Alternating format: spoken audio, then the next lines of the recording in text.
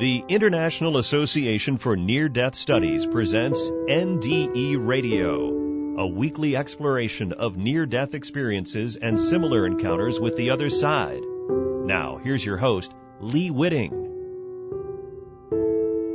Welcome to NDE Radio, brought to you by IANDS, the International Association for Near-Death Studies. I'm your host, Lee Witting. Today we are pleased to bring you part 4 of our interview with Rabbi Stephen Robbins, who has experienced 6 near-deaths. If you haven't listened to parts 1, 2, and 3, you can find it by going to our past shows button and clicking on the shows of April 1st, 8th, and 15th of 2019. In today's show, Rabbi Robbins continues last week's discussion of Adam and Eve, the envy of the snake, and how he destroys humanity's relationship with God by gossiping. That is, how lying is equivalent to murder.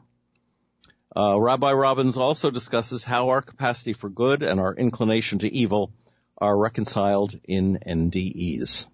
So now that he's demonstrated that, what's he saying to her?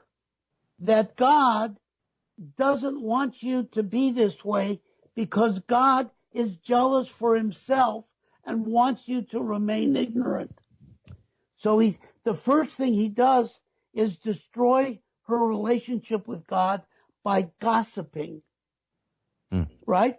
He gossips about God, to which Eve has no answer.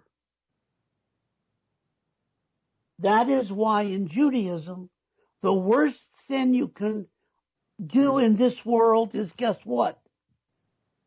Gossip. Because a gossip is the sin in this world which cannot be expiated in this world.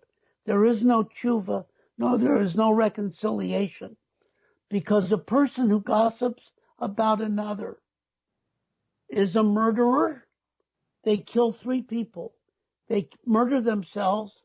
They murder the one who they gossip about, and they kill the person they say it to. Well, that's implying that gossip is a lie. Yeah, because the purpose of the gossip is not about the truth. It is about using some element of the truth to destroy the person they're gossiping about. It is about power, not about truth. And so the serpent gets power or revenge over God by turning God into this competitive being that wants her to be limited.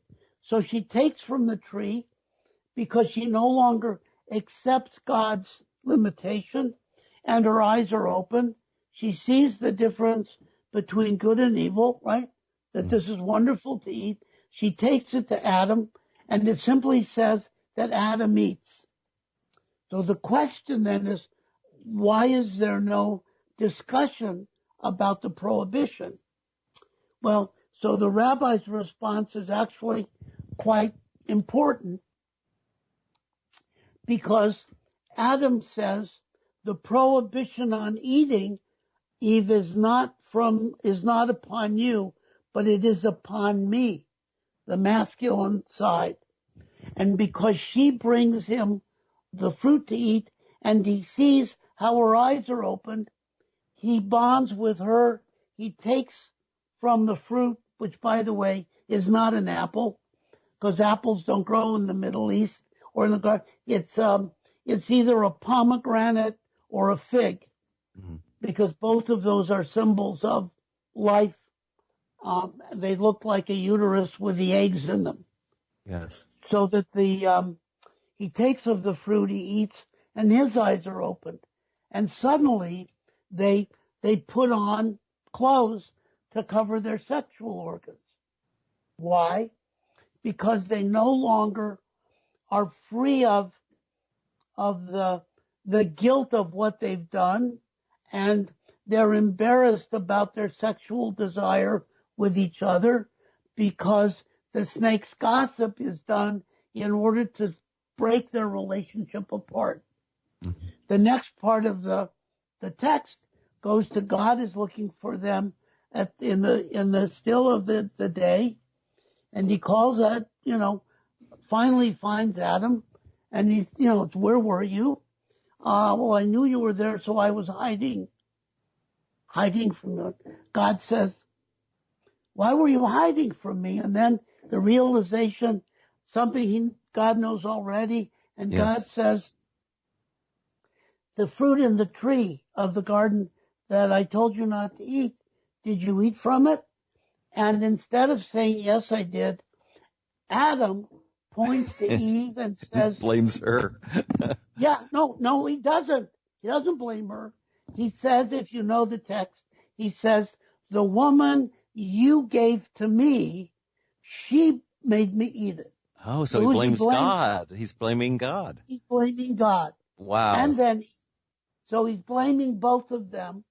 And so he's blameless. And God turns to Eve and says, and what did you do?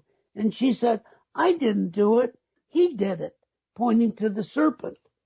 And God turns to the serpent, and there's a conversation that says, and what did you do? And the serpent replies, you gave them joy between each other. You didn't give it to me. And so if I can't have the joy, neither can they. And so each of them are given a burden to bear. The serpent becomes a snake, and the woman, afraid of him, constantly crushes his head. I'll explain that in a moment. And then to the woman you shall, instead of giving birth in joy, you will give birth in pain. And to Adam, instead of food being available to you in the garden, you will work by the sweat of your brow to bring food from the earth. And they're sent out of the garden into the world, which is basically mud.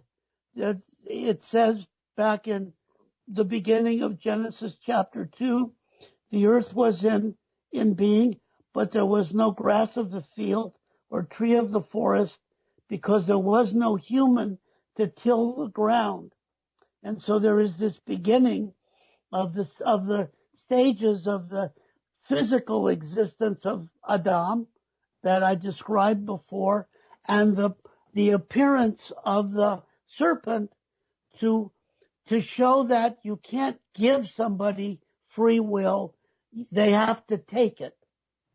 And in taking it, Adam and Eve enter into physicality rather than living in their constant direct connection to God. And then Adam and Eve become part of the incomplete world around them. So that now to understand the serpent, according to the Kabbalah of a Spanish mystic named Jicatia, who may have been in the circle of the mystics who studied with the man who wrote the Zohar down,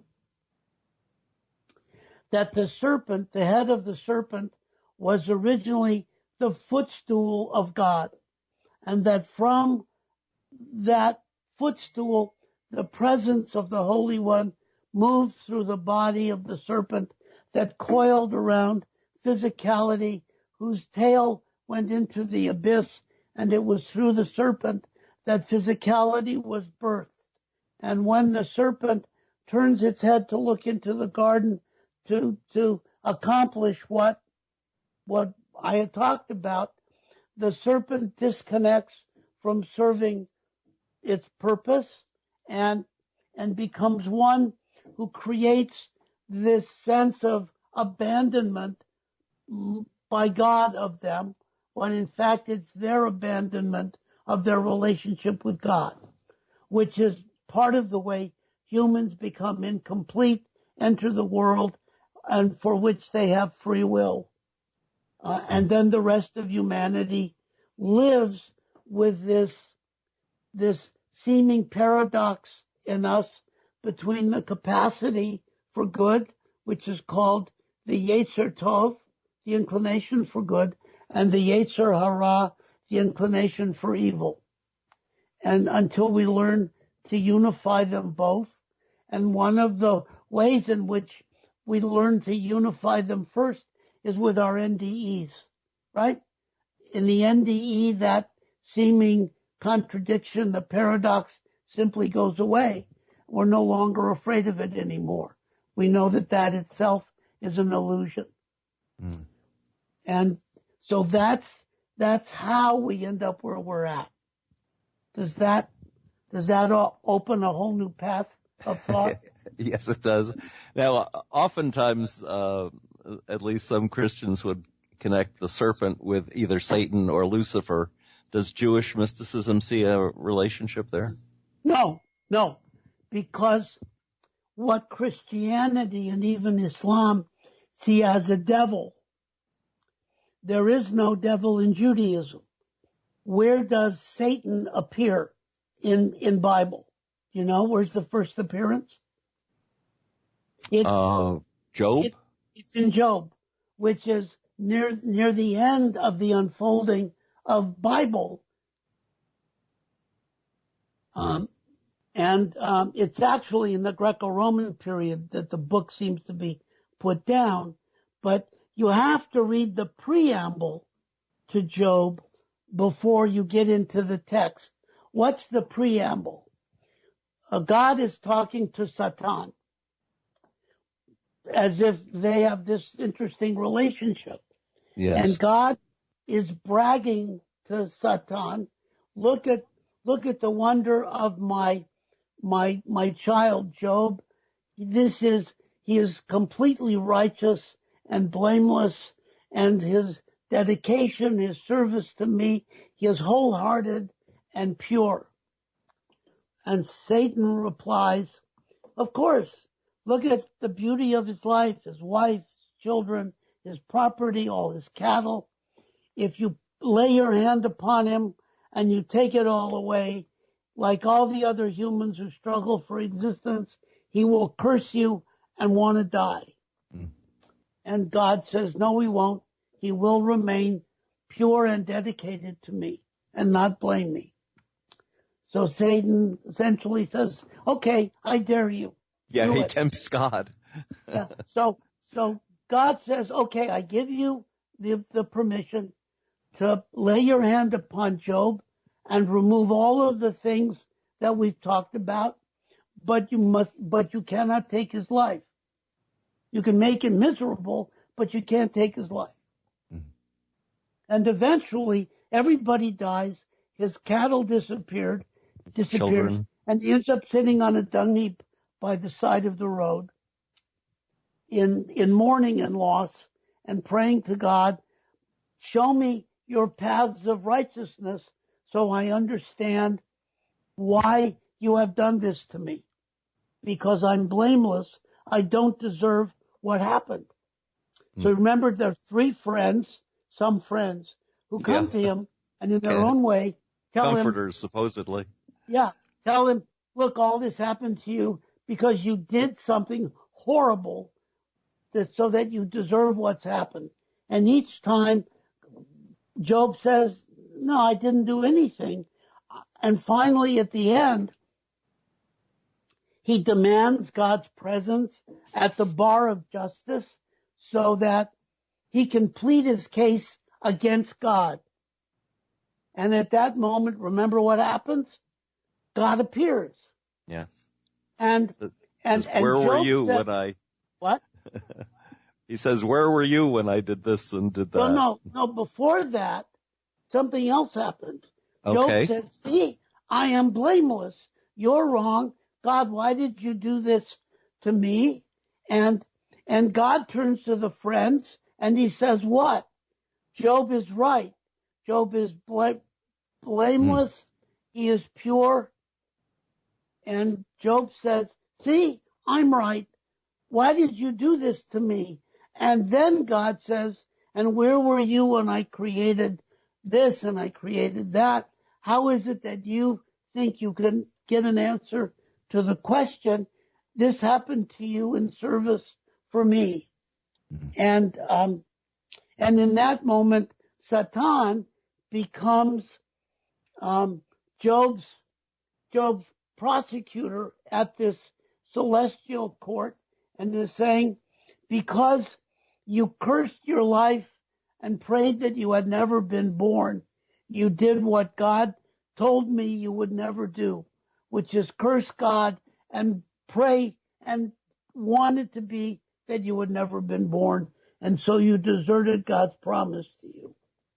And so you have proved that even the most righteous of people will give up their righteousness if they are challenged by God.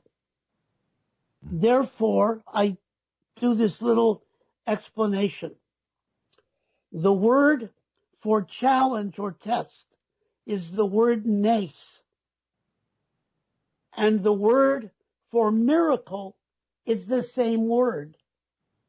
So every challenge is a miracle that's waiting to happen. Remember I said this? And Yes. that every person who meets the challenge becomes the miracle. So this relates back to what is the miracle I was referring to that led us around back here. Moses is standing on the edge of the sea, and he sticks his staff into the ocean, into the earth below, to call upon God, and nothing happens. You know, the batteries weren't working, whatever it is, and suddenly there is this awareness that something's not working, and the Israelites on the shore turned to Moses and said, "Weren't there enough graves in Egypt? You had to bring us out here to die." Remember that? Yes.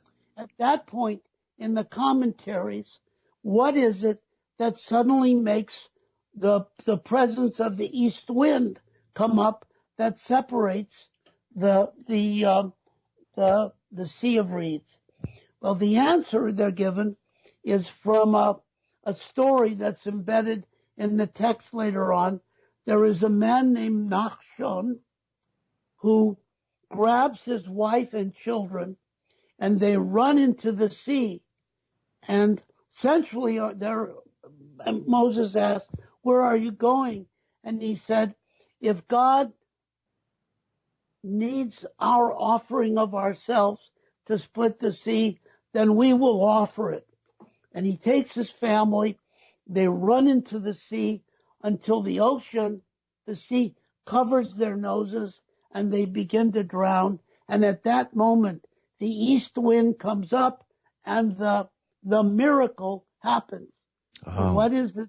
It is the challenge that in order to become free from the oppression, the tyranny of Egypt and the Pharaoh, that they had to be willing to die in order for the miracle to happen. They had an NDE, and suddenly the sea splits, and for all of the people, according to the commentaries, who pass through that ocean or that sea with the water, the walls of the water on either side, the whole nation has a collective NDE. So when they emerge on the opposite shore, they have all left behind that life of slavery, not completely, but a lot of it, and they stand on the shore and they're ready to move ahead. Wow. So it's not that God gives us a miracle, it's that we become the miracle that calls God's presence. Yes. Wow. So before we end this, because you have been so generous with your time, I'd like to talk about what happens to evil when the Jewish Messiah comes. What happens to evil when the concept of a Messiah here, which is called a king, an earthly king, not a transcendent king, that when all of the nations are unified into a common synergy, or the word shalom. See, the word shalom at its simplest level means peace. But the word shalom comes from a word which means to take something which is unfinished and to bring it to completion or to wholeness. So the word shalom really means this sense of wholeness, or at more depth, it is the word for synergy. Remember the meaning of synergy? The whole is greater than the sum of its parts. Sum of its parts, yes. Which is a spiritual math versus the earthly math we learned as children, in which the whole is equal to the sum of its parts. The difference is that the numerical value of the whole and the parts is the same. The synergy is that there is something in the quality of the wholeness which transcends the numerical quality of it all being added together. So it is this synergy in which all of the parts work together without disappearing. Understand? So that we're the parts, but we now work in synergy with each other.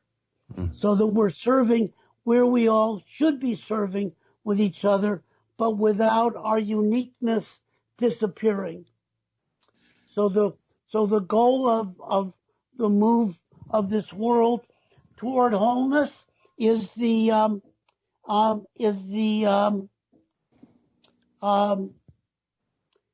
principle of the incomplete world moving toward completion. Does it represent the loss of free will or the completion of free will? No, it represents the completion of free will, in which the following happens. Free will is expressed in this way. Humans have feet, and malachim, not angels but messengers, have wings.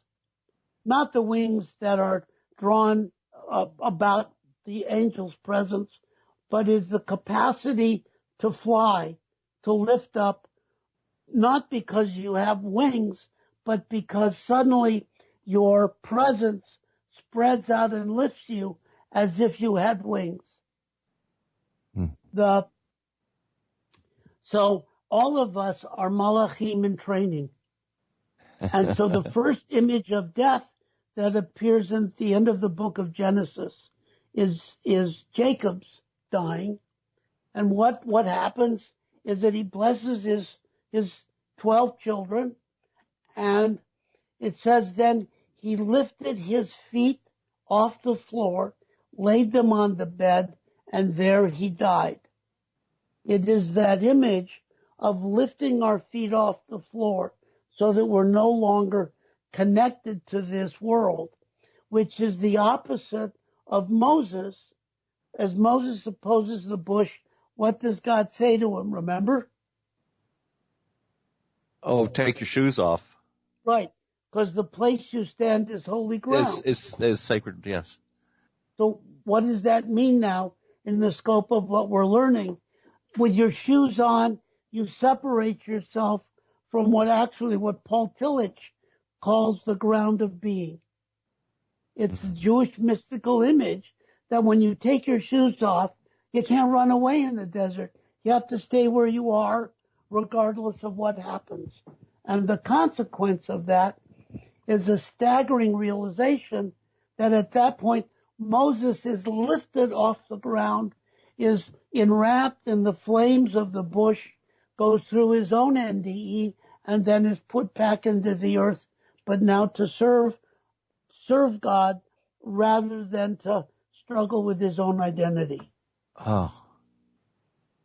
Wow. And so the ground ceases to be relevant or necessary anymore because we've left physicality, we've left our bodies, we've left this earth, and we're being drawn upwards toward the source of our being, our relationship to the Holy One, who reminds us of the message that we were born to bring to life inward.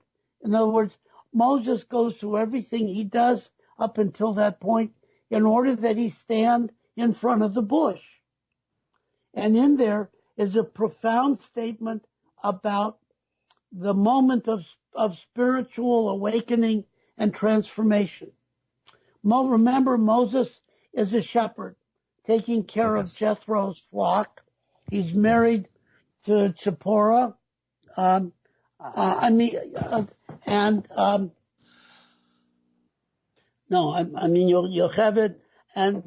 Zipporah, and who's the symbol of the bird, spiritual. And he's taking care of the flock, and he follows the lamb that runs away into the darkening desert. And as the sun goes below the horizon, there is something that I experience called a catchlight, living in the desert. Do you know what a catchlight is? No. You see it either sailing out in the ocean. Which, the little spark of green? Yeah, there's a flash. That you see yes, I've seen that. And what happens to you when you see it? Anything? Oh, it's profound. It's so beautiful. Yeah. And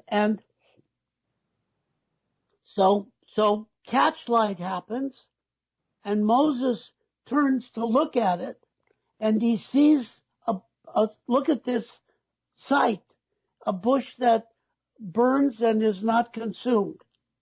And in the surprise, instead of continuing with the lamb, what does he say? Remember? He says, I think I will turn aside and see this wondrous sight. And thereon hangs the rest of the history of Judaism and the unfolding of both Christianity and Islam. If Moses had not turned aside because he was surprised, none of this would happen. Right. You and I would not be having this conversation. It was his decision to turn aside. Yes. Which means that sets a very clear quality about what the spiritual opportunity is. It is that we are surprised and we turn aside to see, quote unquote, this wondrous experience. So what is it that amongst all of us that of this community around the world, what is the surprise that happens? We die, but don't die.